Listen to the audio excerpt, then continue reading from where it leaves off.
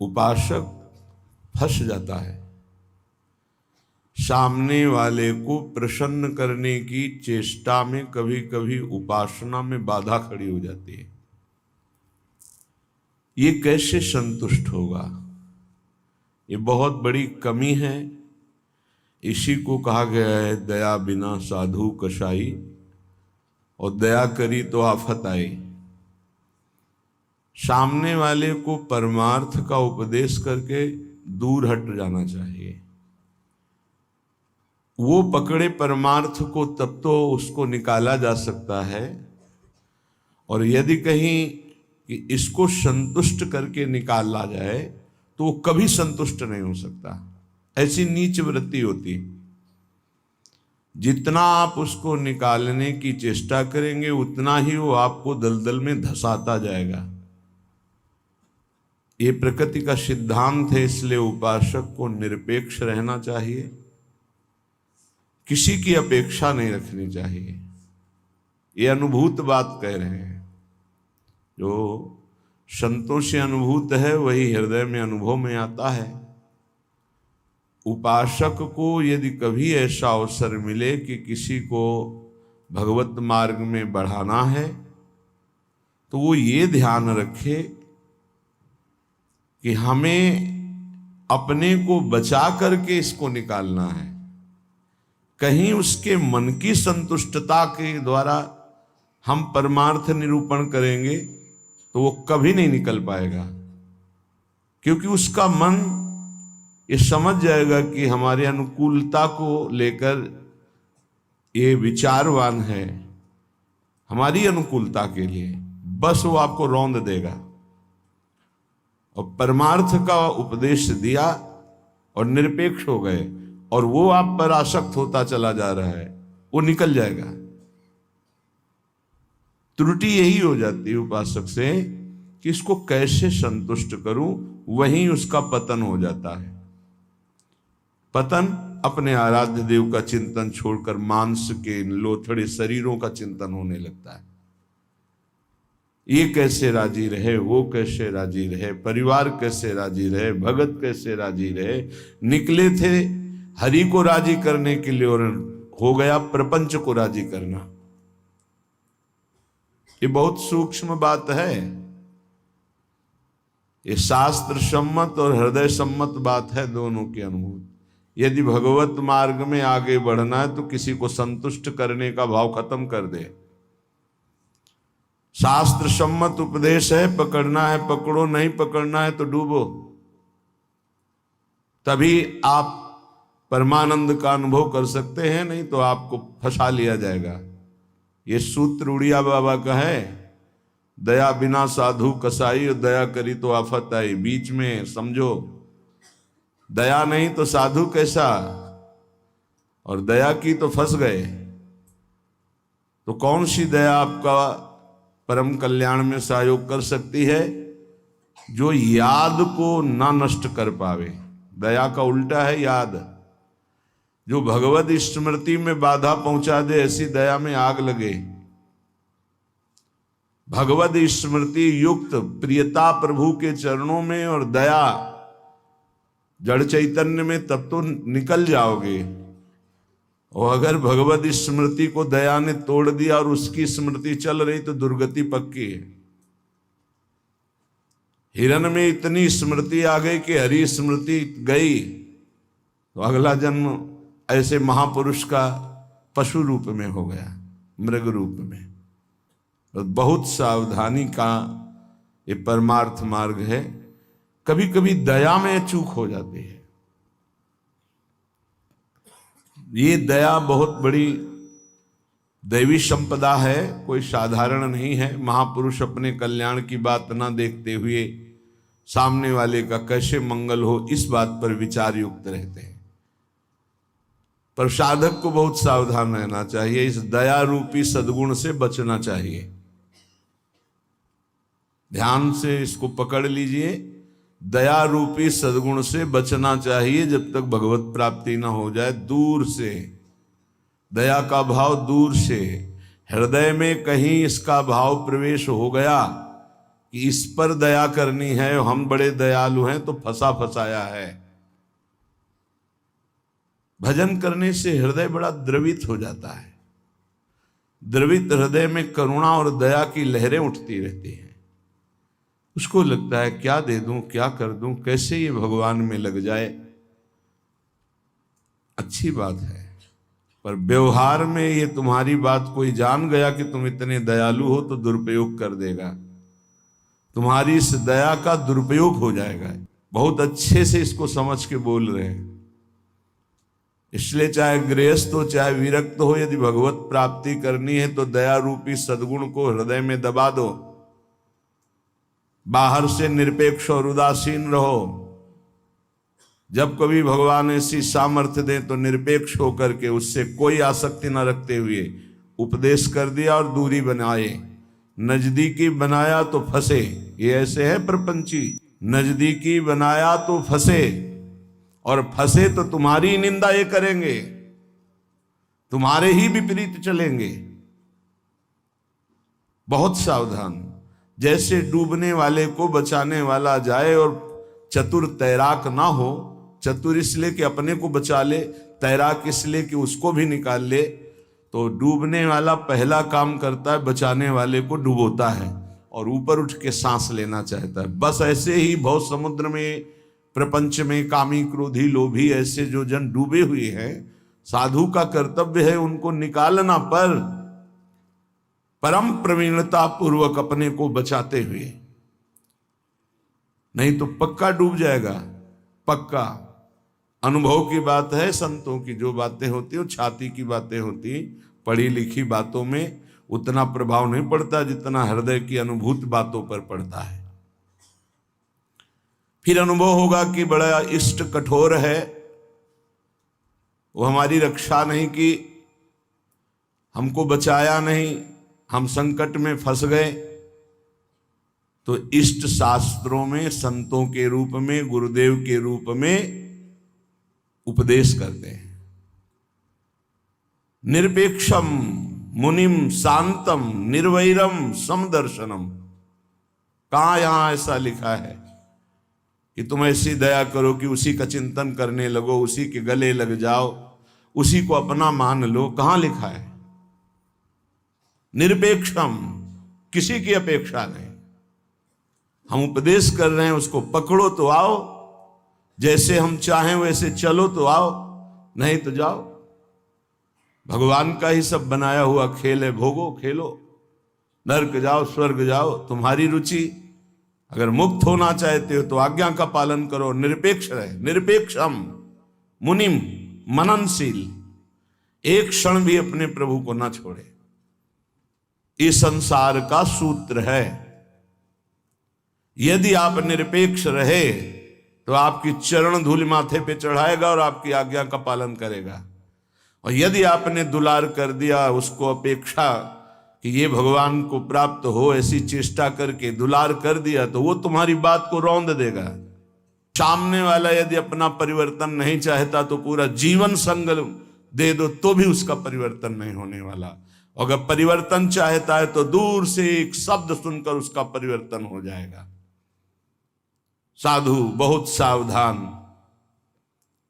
बड़े बड़े जो संत अनुभव करके बोल गए हैं, वो अपने अनुभव से बोल रहे हैं, अपने हृदय की बात बोल रहे हैं। आप पकड़ लोगे तो आपका चिंतन नहीं बर्बाद होगा, वो अनुभूत बात आपको माया से बचा लेगी। सदैव अपने इष्ट देव के विचार में रहना चाहिए। भूल ये हो जाती है कि हम उसे प्रभु न मानकर उसका कल्याण करने का ठेका ले लेते हैं। हम इसका उद्धार कर सकते हैं, भूल हो गई।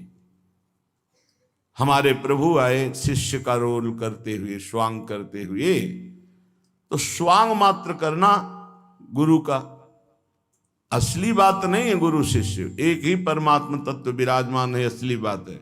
ये भूल हो जाती है। कैसे ये संभले, कैसे ये दुखों से निवृत्त हो, कैसे भगवान को प्राप्त हो। थोड़ा बस उसके अनुकूल हो गए, वो तुम्हारी हर बात रौंद देगा, तुम्हें सेवक बना देगा, अपना गुलाम बना देगा। मान लेना हमारी बात, दिमाग में लिख लेना।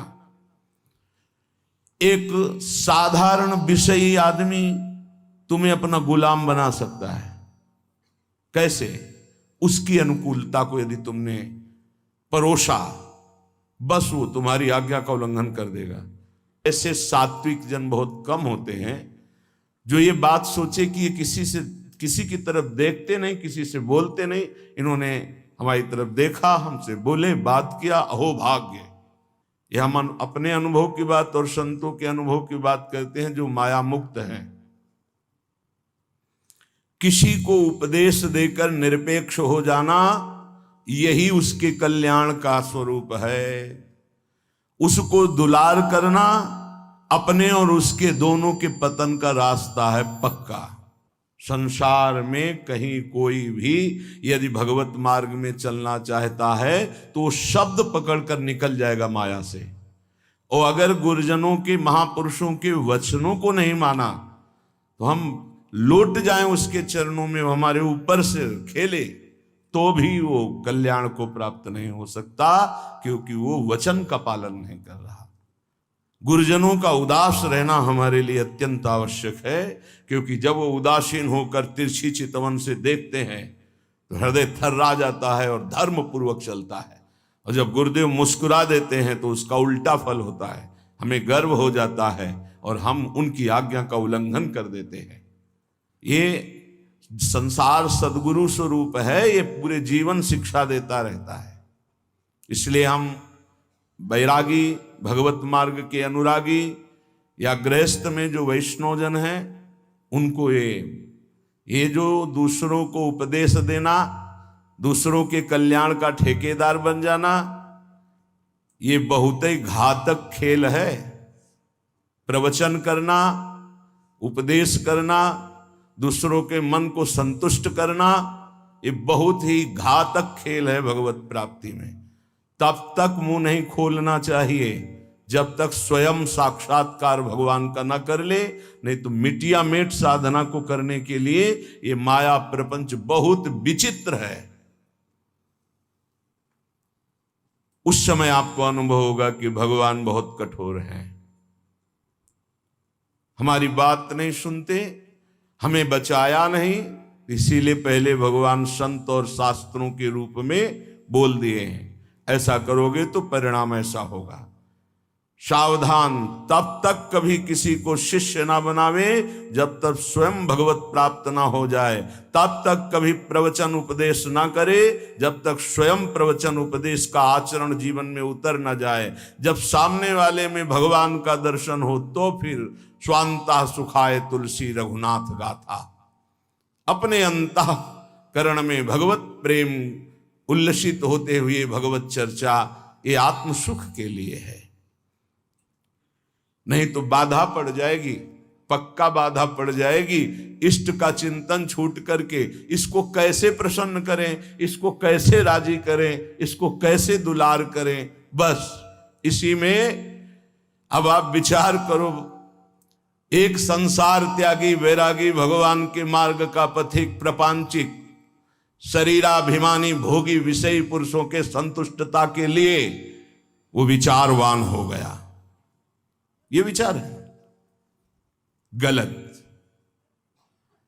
तुम्हारे विचारों का उनके विचारों में प्रवेश हो जाए और वो तुम्हारे विचार में मगन रहे, तब उनका कल्याण होगा।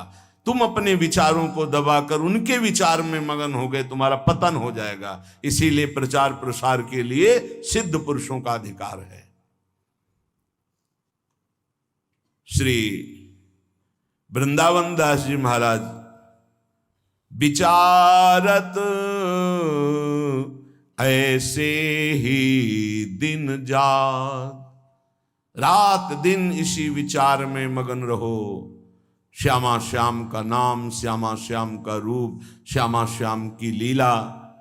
कब मिली हो ब्रज जीवन प्यारे,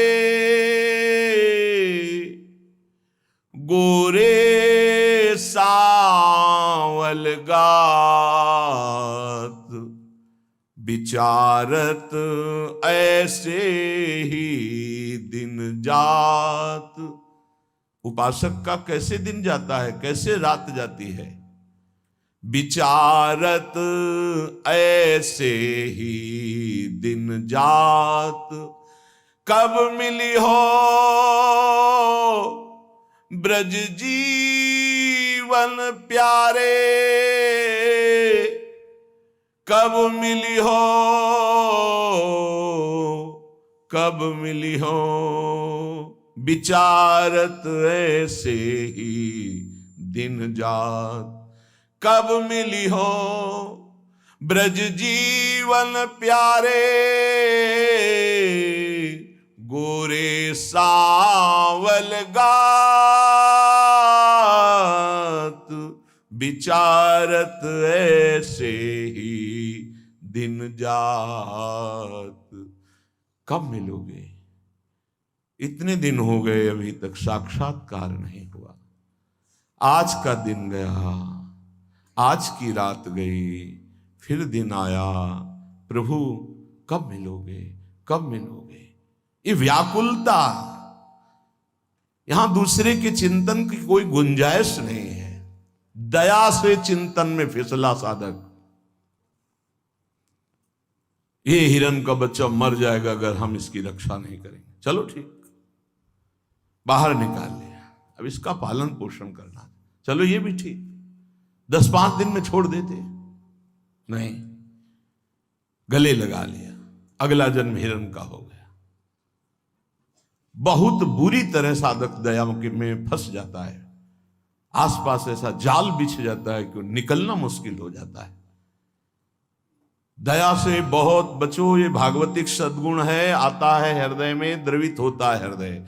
जहां दूसरों का चिंतन हुआ तहां चिंतन अपना बदल जाता है। फिर क्या होता है?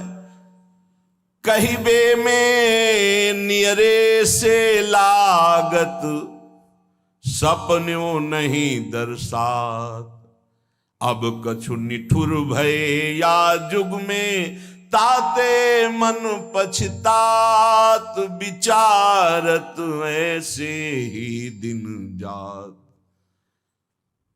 वो बातें तो प्रभु की करता है, लेकिन ऐसा अनुभव में नहीं है। बहुत दूर प्रभु होते हैं।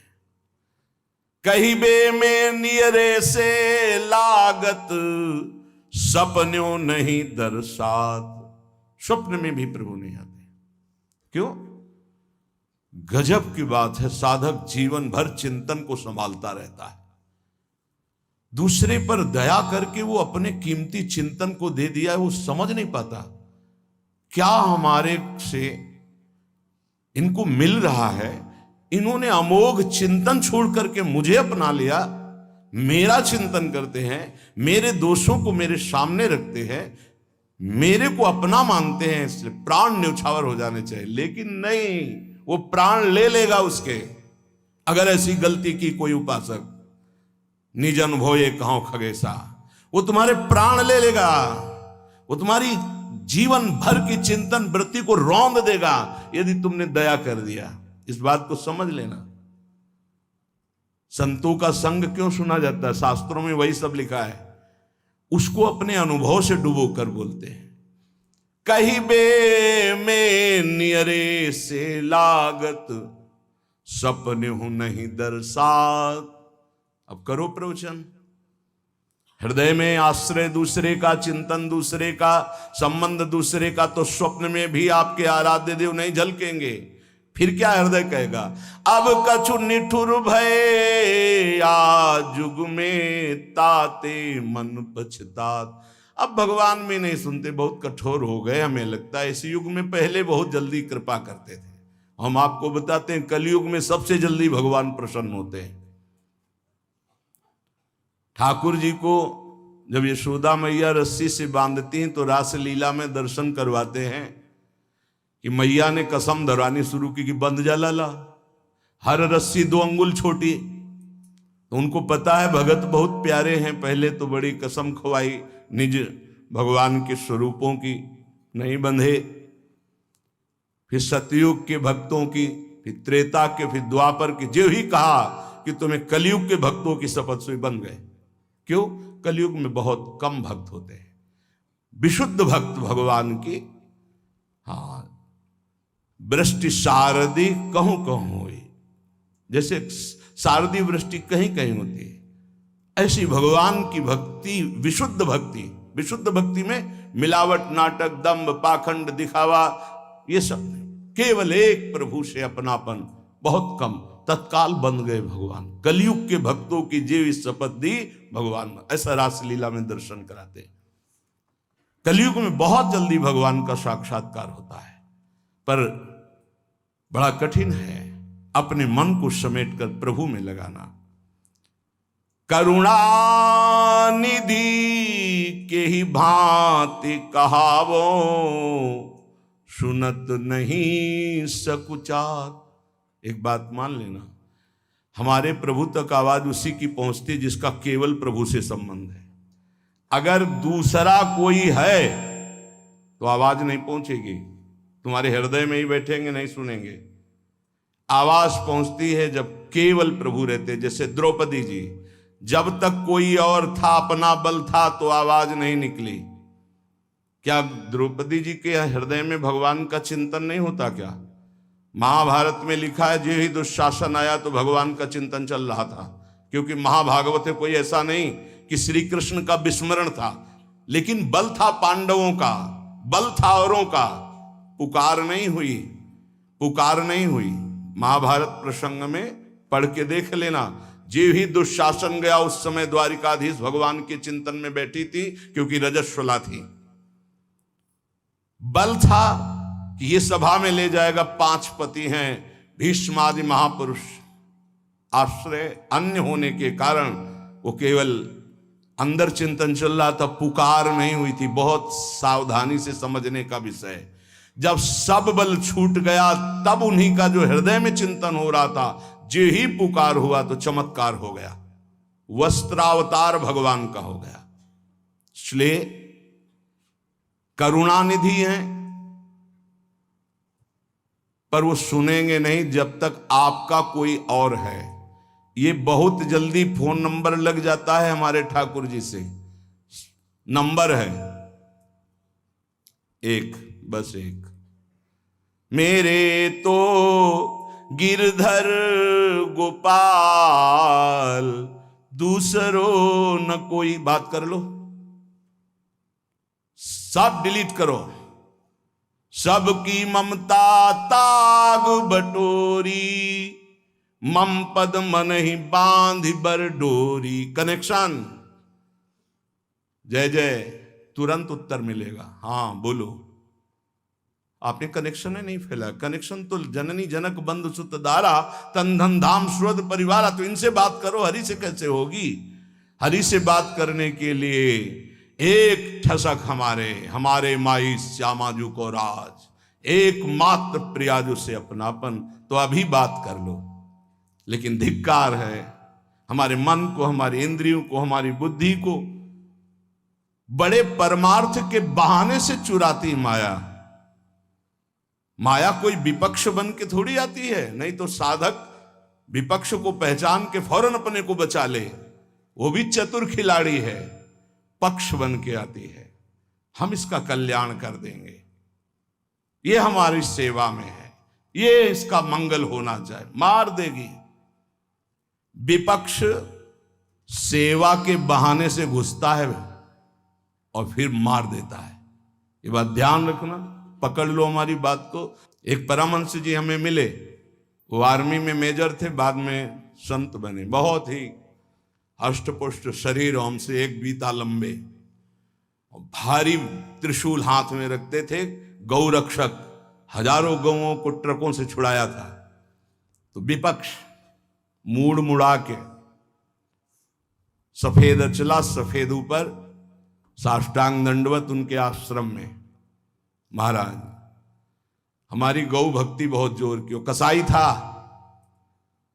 आपका शिष्यत्व स्वीकार करने आए, जो आपका नाम सुना, आपकी गौ भक्ति, तो उनका भैया बड़े भाग्य हैं आपके, बस हमें केवल गौ सेवा करनी है, आप अपनी गौ सेवा में रख लो। हजारों लाखों गौएं थी, और इतनी नम्रता 1 साल में की कि सेवा में आ गया, शरीर सेवा में।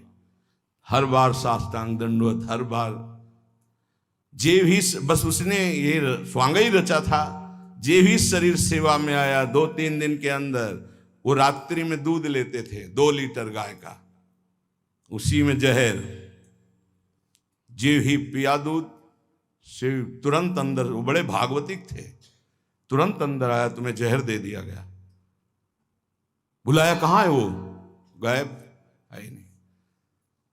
5 लीटर गौमूत्र पिया, हमसे एक बीता लंबे से, बस उनको यही समझ में गाय बचा सकती है।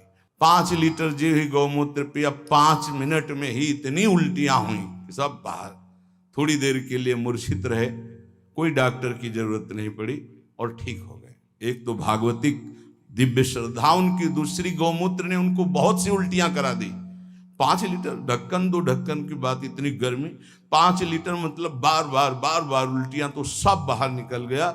और सामर्थ्यशाली भगवत चिंतन परायण गया न सेवा के मिस से।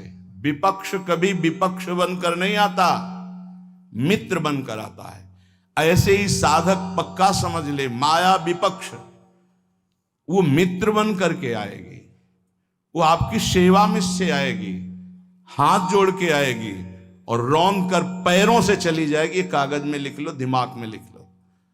कैसे जानोगे माया विपक्ष आ गई है हमारी सेवा में? जिसके संग से प्रभु का चिंतन छूटे और उसका चिंतन बनने लगे, चाहे जिस भाव से हो, चाहे दया से हो, प्यार से हो, दुलार से हो, किसी बात से हो, बस समझ लेना ये विपक्ष है, अपना पक्ष नहीं। क्योंकि जिसके संग से प्रिया प्रीतम की स्मृति निरंतर चले वो तो अपना पक्ष, और जिसके संग से प्रिया प्रीतम का स्मरण चला जाए और उसकी स्मृति आ जाए तो जाके प्रियन राम वैदेही तजिए ताहे कोटि वैरी सम जद्यप परम स्नेही, परम स्नेही का रूप लेकर के आते। बहुत सावधान उपासक को रहना चाहिए, नहीं तो करुणानिधि प्रभु होते हुए भी तुम्हारी बात नहीं सुनेंगे, तुम्हारी आवाज नहीं जाएगी वहां तक। फिर कहोगे भगवान ने बचाया नहीं, तुमने सिद्धांत का भंजन किया, सिद्धांत के विरुद्ध चले, इसीलिए तुम मारे गए, इसीलिए तुम्हें गिरा दिया जाएगा। बाद में दोषी तुम होगे क्योंकि तुमने दया की, यहां भी और परलोक में भी। 3 जन्म लगे भगवत प्राप्ति के लिए। पहले जन्म में ही पिता भगवान थे ऋषभ देव जी, भरत जी के। ये लीला करके उन्होंने दिखा। इसलिए वैष्णव, सन्यासी, साधक, उपासक अपने जीवन में बहुत सावधान रहे, पूरे जीवन में। कभी कभी जगत कल्याण की भावना भी उसको बंधन का कारण बन जाती है। इसलिए जगत भगवत स्वरूप है, इसका कल्याण नहीं करना, तुम अपने को बचा के निकल जाओ, यही बहादुरी है।